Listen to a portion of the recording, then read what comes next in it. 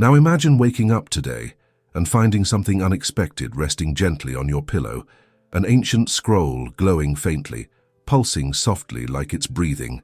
You unravel it with trembling hands. The parchment feels alive, thick, warm, sacred. At the very top, written in golden ink that shimmers under the morning light, a single line stares back at you, not as an invitation, but as a confrontation. As your mind is, so is your life. No signature, no author, but you feel it. This came from someone who knows, from Hermes Trismegistus, the silent master behind so many ancient schools of wisdom, the bridge between what is earthly and what is divine. He wouldn't give you pre-packaged advice or motivational quotes to hang on your wall. He would give you the truth. And for Hermes, truth always begins with a mirror. Everything you're living is a reflection of your frequency. You are the creator, your mind, the brush, and your reality, the canvas.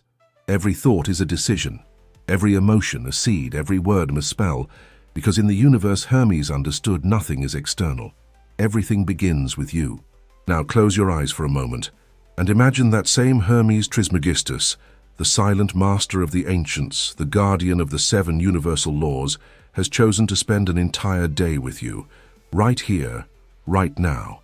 No temples, no pyramids, no hidden libraries, just him, walking beside you through the busy streets of a modern city. He listens to the sirens. He watches the store windows flash with false promises. He sees the hurry, the distraction, the people walking fast, but going nowhere. And then he turns to you. With the calm presence of one who sees beyond appearances, he speaks, not loudly, but with absolute clarity. You've become slaves to time. You flinch, but he continues. He tells you that time, as you've learned it, is an illusion. A veil cleverly constructed to trap your consciousness in invisible chains.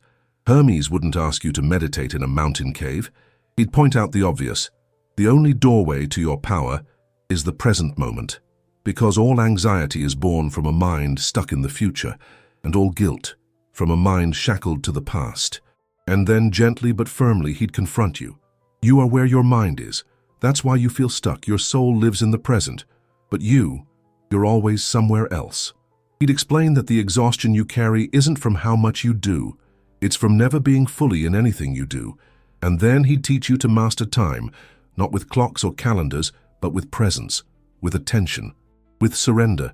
And before the day ends, he would stop, stand in front of you, look deep into your eyes like a mirror, and ask, how many moments of your life have you truly lived with your soul? If Hermes were standing in front of you right now and asked, how many moments in your life have you lived with your soul fully present? You'd probably mention 1, maybe 2. A rainy childhood afternoon that smelled like warm cake, a hug that made time disappear, a sunset that brought tears for no reason at all. And that's it, because most of us don't collect real moments. We collect days, appointments, bills, routines, but not soul-deep memories. Now imagine if Hermes changed the question. Imagine him looking deep into your eyes and asking, and how many painful, traumatic, heartbreaking moments do you remember vividly? Suddenly, the answer floods in. Instantly, you remember the abandonment, the rejection, the loss, the humiliation, the mistake, the fear. Moments etched in your energy field like thorns, untouched by time. And then Hermes would reveal what no one ever taught you. Your mind holds on tighter to what wounds you. Why? Because the ego thrives on control. It clings to pain as proof of its identity. But your soul? It doesn't want weight. It whispers, let go. The problem is you were taught to survive, not to live. And someone in survival mode never truly allows joy to take root. Hermes would show you the truth. You've gotten used to living at war. Not with the world, but with time, with now. With the light still burning inside you, dimmed but never extinguished. And maybe by this point in the journey, Hermes would no longer feel like a distant master. He'd feel like a mirror, a disarming, silent mirror, reflecting everything you've avoided facing. If this message is landing deeply within you, pause for a second. Hit the like button and comment below, I choose to be present. That small action helps YouTube share this message with more people who might just need to remember who they are. Now let's get back to the video, because the most powerful truth is still ahead. Then comes the question we all try to avoid. Let go of what must exactly. It sounds poetic, soft, even spiritual. But Hermes would show you, it's not poetic, it's brutal. It demands courage, loss, and truth. Letting go in the language of the soul means releasing the version of you that was built for survival. Letting die what's already dead. The pain you still carry, the grudge you fed silently for years, the victim story you replay in your mind every night. Letting go is releasing the need for control. Control of your image, control of time, control of expectations others never agreed to meet. It's surrendering the idea that you know how this ends, that you can predict, that you're in charge. And this is where the ego panics, because it realizes it was never the king. But Hermes would stand beside you, still, calm, and say with quiet authority, you don't need control, you need trust. Because when you truly let go, what falls apart is never the real.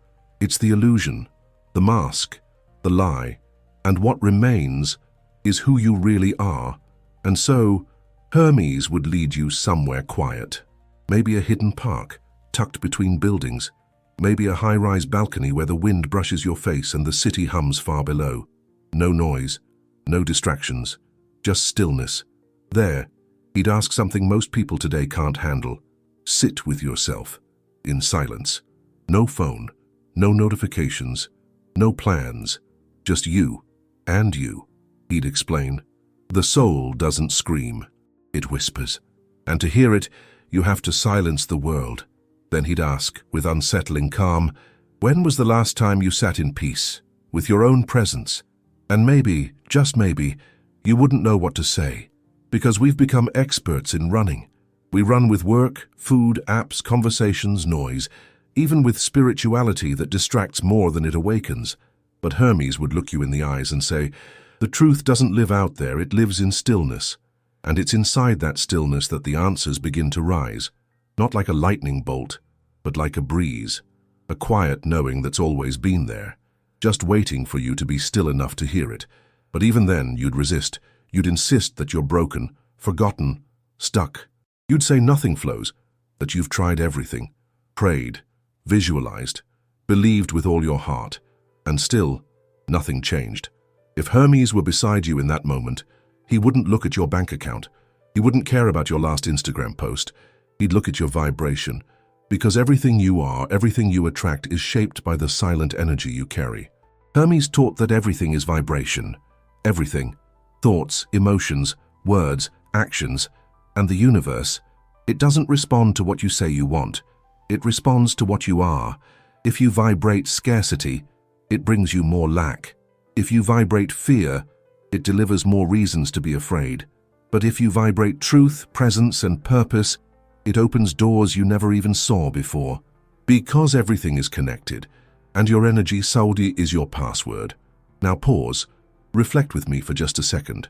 How many times have you walked through dangerous places, dark alleys, risky neighborhoods, and absolutely nothing happened, even though people around you were getting robbed in those same places? Why? Was it luck? Some divine shield? Maybe, but there's something deeper. You simply didn't vibrate with that frequency.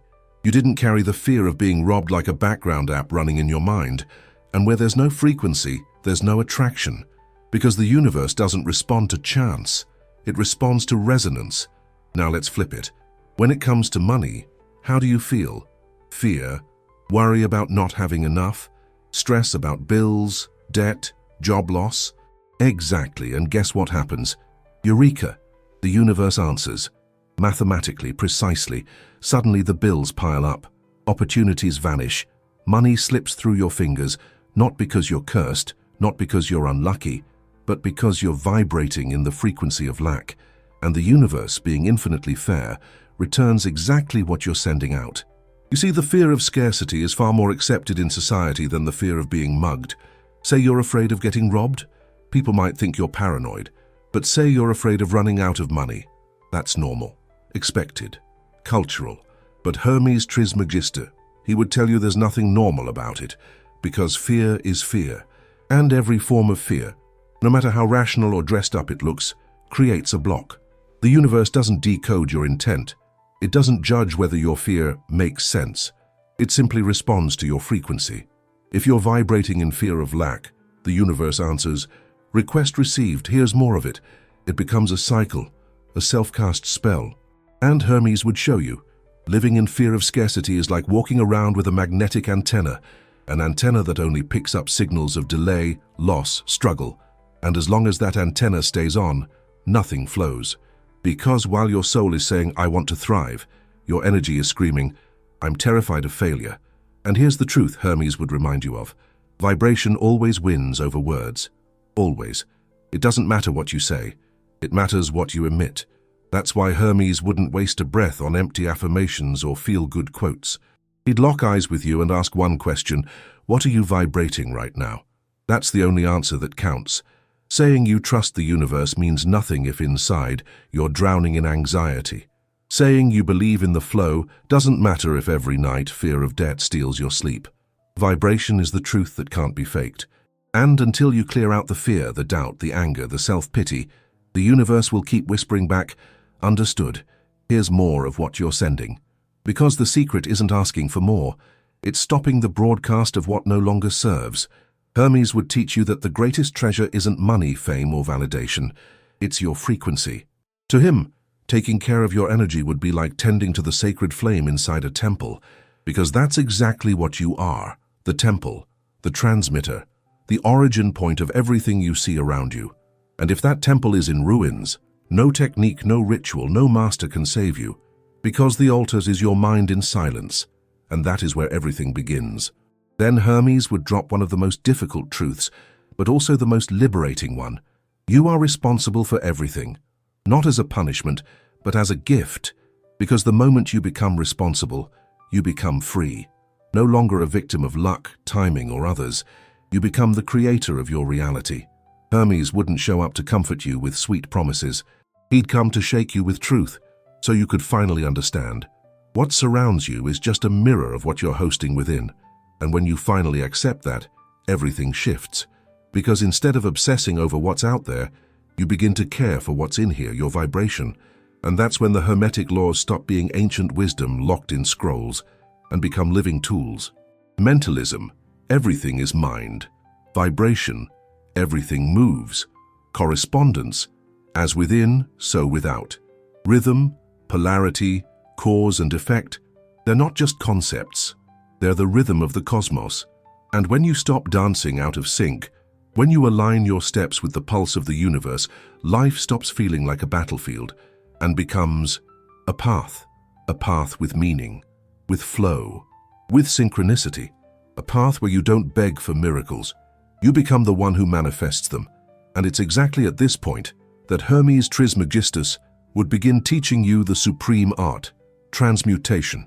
To him, there's no such thing as a problem without an inner cause, and likewise no cause exists that cannot be elevated. What you feel can be transformed. What you vibrate can be transmuted, but it demands presence and ruthless self-responsibility. Hermes wouldn't tell you to just think positive. He'd invite you to observe, with radical honesty, everything you've been feeding in silence, because whatever you avoid feeling ends up controlling you. Every suppressed emotion limits you, and every unconscious thought you repeat shapes your destiny. He would say, alchemy begins when you stop running from yourself, and from there he'd show you that your greatest laboratory is your mind. The true philosopher's stone isn't some external object, it's your awakened awareness. Hermes would invite you to work with the principle of polarity, one of the most powerful Hermetic teachings. He'd explain, everything has two poles, hot and cold, light and dark, abundance and scarcity. But they're not opposites, they're different degrees of the same thing. There is no separation, only transition. So if you're vibrating in scarcity, you don't need to destroy your life to access abundance. You only need to raise the frequency within the same energy. You shift poles, how? By replacing thought with understanding, emotion with observation, reaction with awareness. Instead of saying, I'm broke, you ask, which part of me still believes I don't deserve to prosper? Instead of repeating, nothing ever works out for me, you go deeper. What lesson am I still refusing to learn? That is alchemy, the path out of victimhood and into creator consciousness. He would show you how every fearful thought can be elevated into trust, how every emotion of guilt can be healed through acceptance, and how every belief in your own unworthiness can be transmuted into truth through presence, because the densest energy in the universe, fear, is also the doorway to the greatest freedom of all, self-knowledge. Hermes would whisper that all darkness is simply an invitation for you to light your own flame. And no, you don't need to wait for massive miracles. The real miracle is realizing you already have the power to change what you vibrate, the power to change what you believe, the power to choose, right now, a new frequency, not to please anyone, but to finally set yourself free. Maybe you're standing at the exact moment when Hermes would begin speaking directly to you. Maybe you've searched for answers everywhere but within, and now you're finally ready to come home to yourself. Maybe your life feels chaotic, not because of bad luck, but because your soul has been ignored for too long. Hermes would remind you, the true temple is not made of stone, but of consciousness, and the only path to liberation is self-knowledge. Nothing is out there. Everything is within, and the more you search outside yourself, the farther you drift from the truth. But today can be different. Today you can choose to listen to the whisper your soul's been sending you for years. You are more than they told you. You are the creator of your reality. Now tell me, sir, are you in control of your life or being dragged by it? Do you hear your soul's voice or just the noise of the world? And if Hermes were standing beside you right now, what would he see in you? If this message stirred something deep inside you, comment below, I choose to live with awareness. Make sure to subscribe, turn on the bell, and share this with someone who needs to remember who they are. Because here, we don't speak to your mind. We speak to your soul.